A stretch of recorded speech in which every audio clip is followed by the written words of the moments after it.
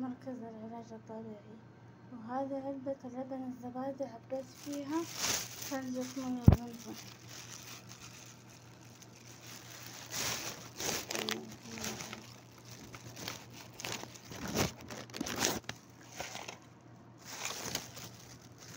ثلجة مية زمزم ما تنقص عليكم شي. مية زمزم حطيته ثلجته.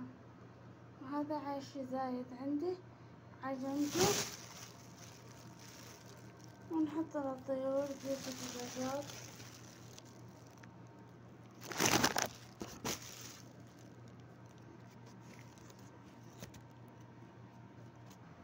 وإذا عندي وقت زيادة شوية أشرب لي فنجان شاي أو فنجان قهوة وأسوي تمارين. يعني التمارين أسويها على 9 أو 10 إذا في وقت. إذا ما في وقت أسويها العصر أو بعد المغرب أو بعد العشاء، مرتين في اليوم أو مرة واحدة على عدد مرتين.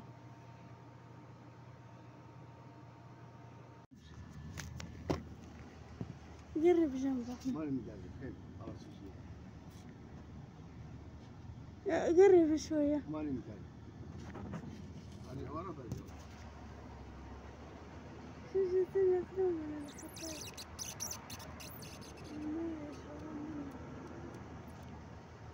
هم حاطين مينا موية. لا حطيتها مسطة بس هذه باردة مثلجة. سبحان الله شو هنا كثير.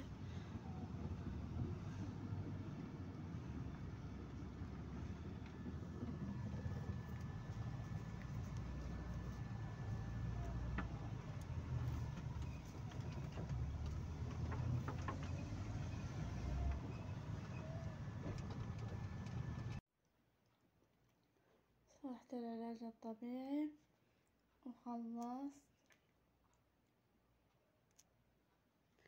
أصور لكم خصم باقات. احنا باقتنا 6 جلسات ب900.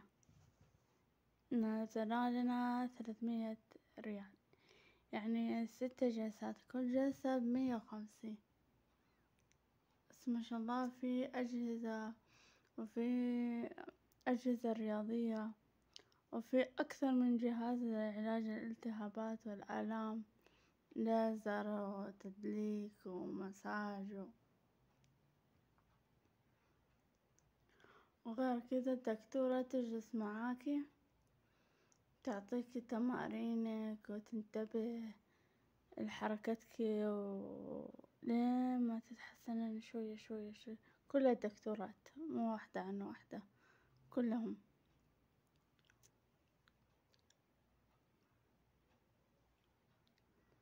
150 ريال الجلسة الواحدة.